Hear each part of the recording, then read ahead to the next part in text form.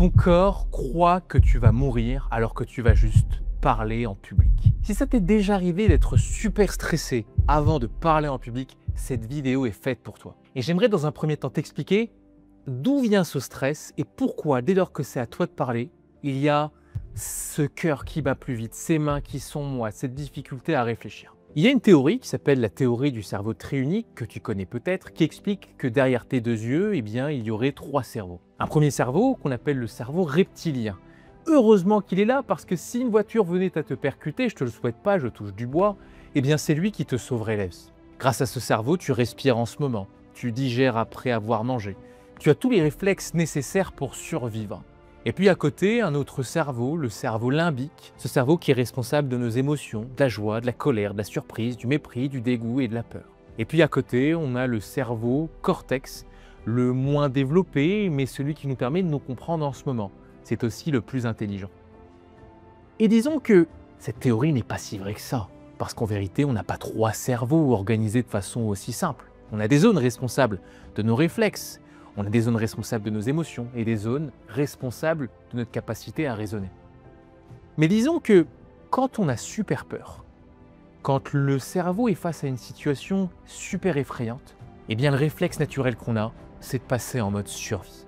Et le mode survie, c'est ce qui fait que soit je fuis, soit je combats. Et si mon interprétation de la situation, si ma perception c'est « je vais pas y arriver, c'est trop dangereux », je vais activer chez moi le mode survie. Et tu t'en souviens, quand c'est le mode survie qui prend le dessus, je suis incapable de faire 8 x 7 ou je suis incapable de raisonner, d'être clair, je passe tout de suite en mode fuite ou combat. Tout l'enjeu, c'est de réussir à ne pas passer en mode survie, mais pour ne pas passer en mode survie, je dois faire deux choses. Je dois changer ma perception de la situation, en avoir une perception rassurante, et puis aussi sentir que je suis capable de gérer la situation. Si je sens que je suis capable et si je me sens dans un environnement rassurant, je n'ai plus besoin du mode survie. Si j'ai plus besoin du mode survie, j'arrive à gérer sans avoir à paniquer.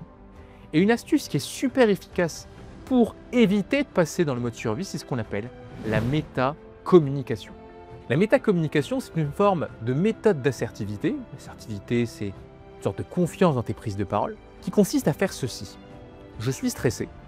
Et plutôt que de faire comme si j'étais pas stressé, je me sens très bien, je vais exprimer ce que je ressens. Mais je vais le faire de façon non impudique. Tu vois, je vais pas commencer par dire « Ah, je suis trop stressé, j'en peux plus, à l'aide ». Mais je vais trouver les mots pour exprimer ce que je ressens.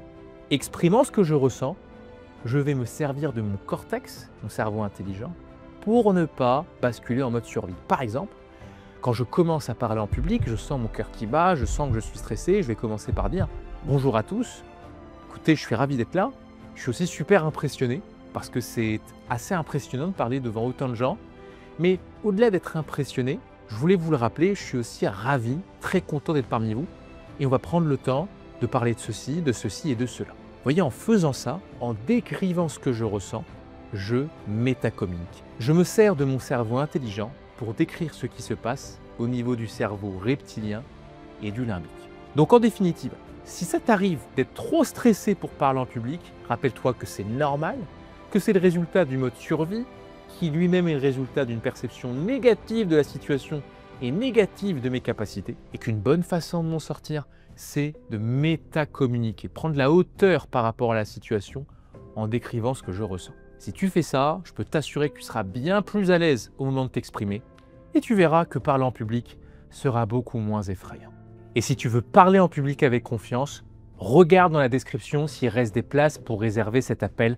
On t'explique la méthode pas à pas et hâte de pouvoir échanger ensemble.